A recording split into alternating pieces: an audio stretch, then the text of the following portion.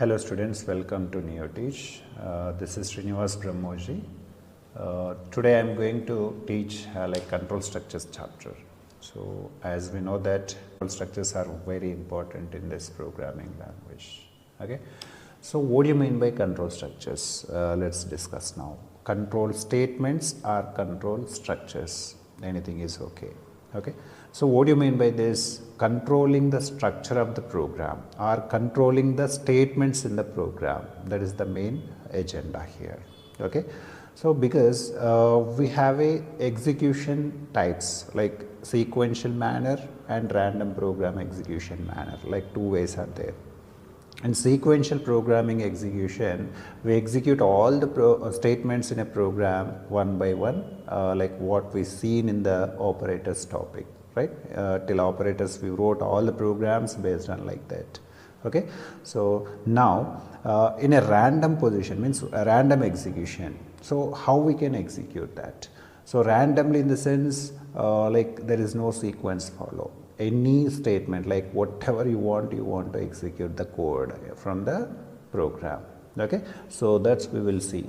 Actually these control structures are used to control the flow of execution of statements in the program. Okay. So what I am saying here, control structures or control statements are used to control the flow of execution of set of statements in our program. Okay. So these control structures are classified into two categories, means two types. What are they? Number one, branching or conditional control structures. Okay. So branching control structures are also we can call like conditional control structures.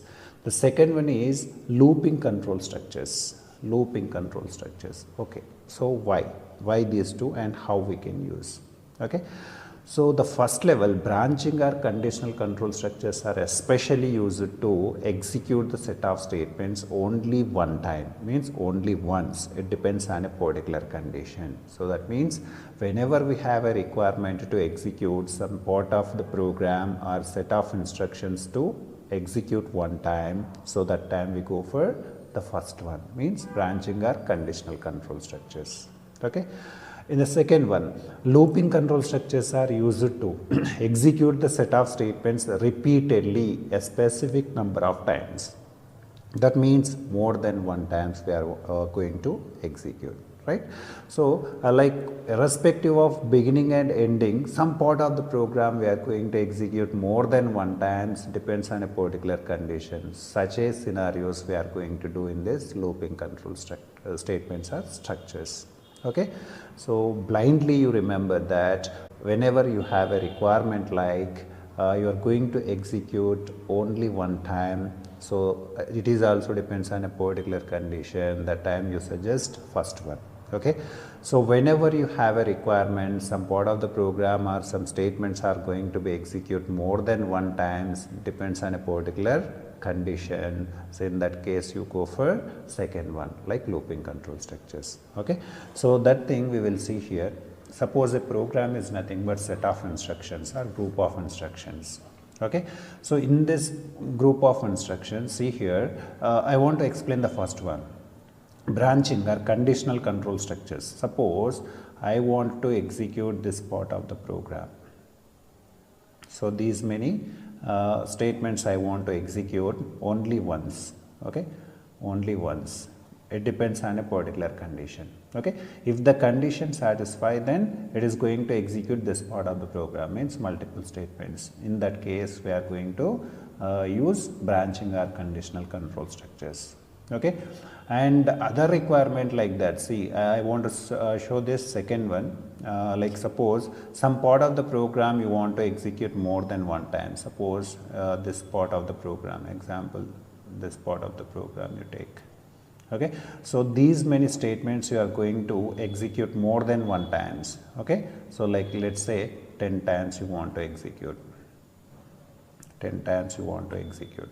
Okay. That depends on a particular condition. So in that case we are going to execute by using looping control structures like this. This is the first scenario, that is the second scenario, right? Now let's classify them. These control structures are classified into two types. In that the first one is conditional control structures as we discussed earlier. Okay, these conditional control structures are also called as branching control structures, right? So these are further classified into like if statement. Okay, if statement also further classified into simple if, and second one into if else, and the third one is like nested or ladder if else. Okay, nested if else also we can say like ladder if else, right? So when we discuss regarding the second type of the conditional control structures, switch case. So you can also take the switch case, and the third one is go to statement. In this go to statement also we have two types like conditional go to and unconditional go to. Okay, so like this we classified the first one into these many categories, right? And the second one in the control structures, the second type is looping control structures. These are classified further into three categories. They are, the first one is while loop, second one is like do while loop, and the third one is for loop. Okay, so like this we have these many topics in this chapter. Okay, so again I want to explain this. See, first what is this control structures classified into this conditional control structures and looping control structures. In the conditional control structures further classified into three like if statement, switch case, go to statement. Okay, in the if statement further what simple if is there, if else is there, and nested if else is there. And in switch case only single format, and in the go to statement we have like conditional go to and unconditional go to, like two things are there. And when we come to the second part, looping control structures, we have three types like while loop, do while loop, for loop. Okay, so like this is nothing but simply the complete syllabus hierarchy, control structures and subtopics, all these I listed here. Okay, now especially these control structures are used for decision making purpose. Most of the scenarios we use in like conditions. Okay, so what to execute, what not to execute. So such a control we can provide by using control structures. Okay, now so in this conditional branching control structures, first we will move on to the first level.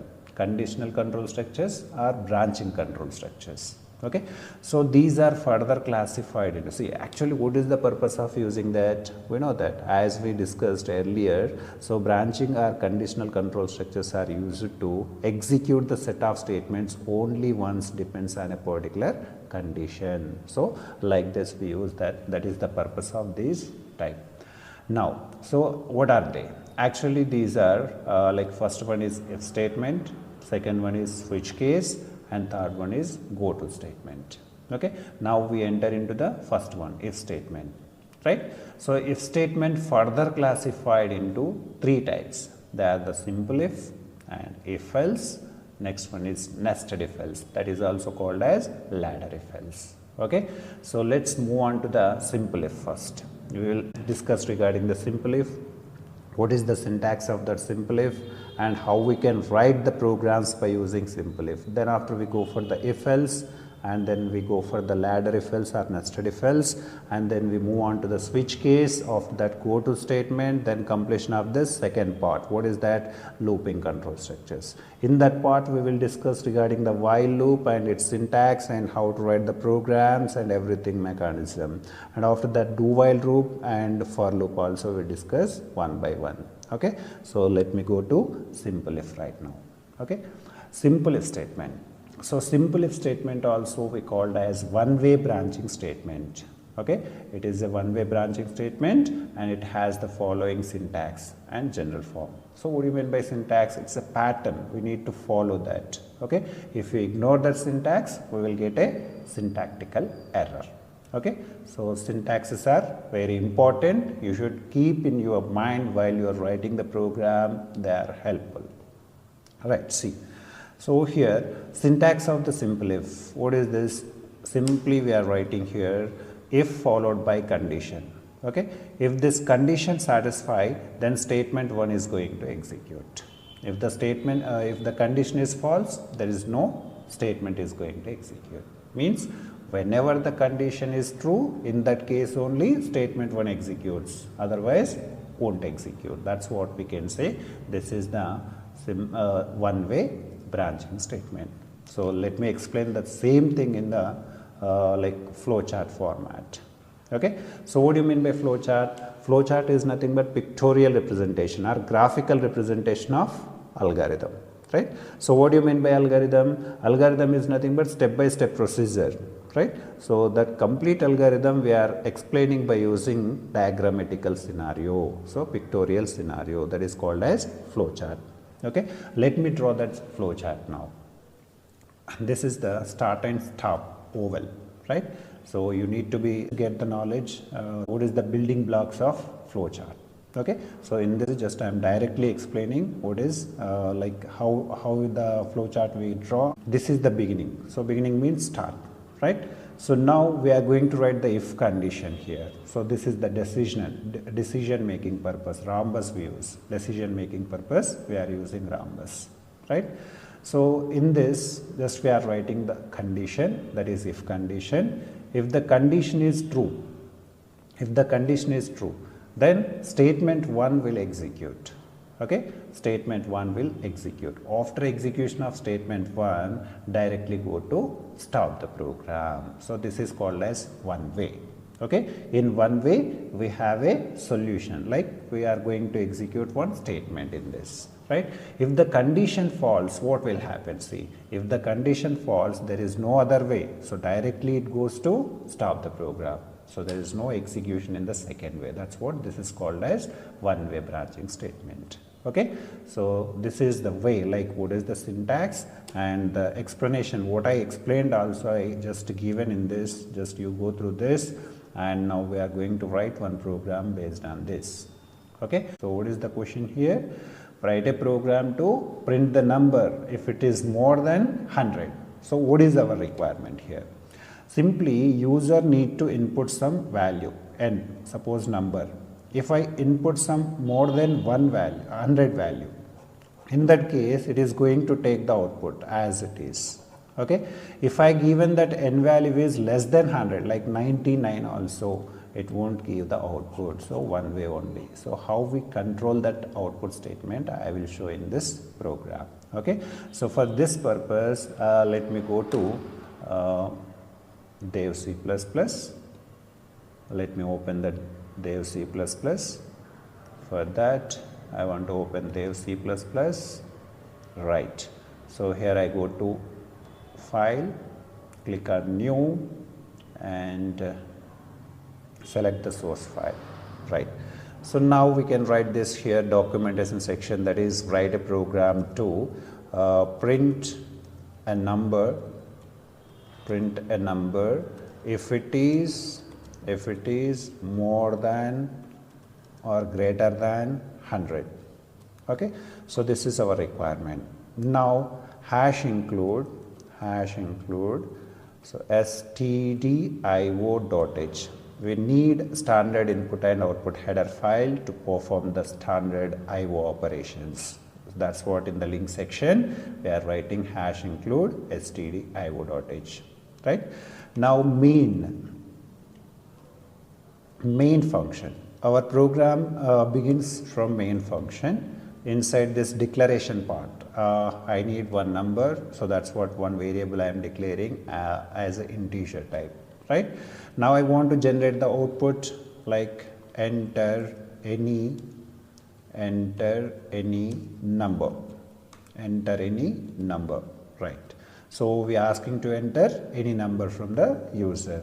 By seeing this statement, user will input some value. That value we should read it into n. So to read that value from the keyboard, we use %d. Means we use scanf function. Inside the scanf function, we are writing %d because integer data we are capturing by keyboard. Okay, so that's what %d is the formatting code. %n. So we are storing that value into address of n. So successfully completed. Now we are taking decision C here. If, as per the syntax, what is that? If followed by condition. What is the condition? The number is greater than 100 or not. Okay, if the number is more than 100, that time this complete condition satisfied. That means true. When the if condition true, then it enter into the block. Okay, that means the statement is going to print. If you have only one statement, no need of opening, means curly brackets. If you have only one statement, just directly you can write. If you have more than one statement, so you just use a block of statements like curly brackets, opening and closing required. Okay. Now, so what do you want to do? That percentile D is more than 100. Just we are printing like this. What the formatting code? N value. Okay. So like this. Now I want to save this. Save. More. Let me give the name more than 100.c. Okay. So just saved. Now compilation. There is no errors and there is no warnings. Now I want to run this program. See, I got a output like enter any number. See, I am going to give 105. Enter. See, what is the output? 105 is more than 100. It's fine. I want to check the another scenario also, like running again. Okay. So now I want to give like some 55. This is less than 100. So in that case, what happening? See, directly terminating the program. There is no other way. So one-way program, one-way branching statement. So that's what we use like this. Okay. So like this we will write programs by using simple if. Thank you for watching.